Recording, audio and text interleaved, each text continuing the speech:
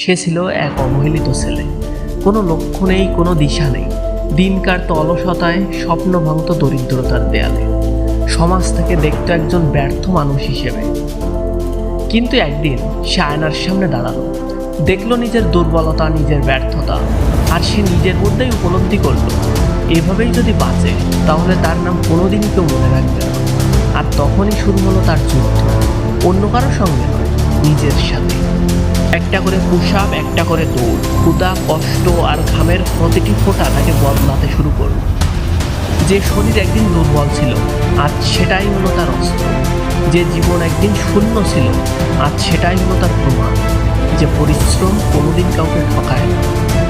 আজ সে আর সেই ব্যর্থ ছেলে নয়, আজ সে দাঁড়িয়ে আছে শক্তির প্রতীক হয়ে। আজ তার ঘাম তাকে বানিয়েছে ধনী, আর তার শৃঙ্খলা তাকে বানিয়েছে অদম্য। মনে রেখো, জন্ম নিয়ে কেউ সফল হয় না, সফল হয় সেই মানুষ যে নিজের সীমাকে ভেঙে টুকরো টুকরো করে। স্বপ্ন সবাই দেখে, কিন্তু ইতিহাস লেখে শুধু তারা যারা হার মানতে শেখে না। ভিডিওটি দেখার জন্য ধন্যবাদ। নতুন ভিডিও মিস না করতে চাইলে আমাদের চ্যানেলটি অবশ্যই সাবস্ক্রাইব করুন। দেখা হবে নতুন ভিডিওতে। সাথেই ছিলাম আমি তুহিন।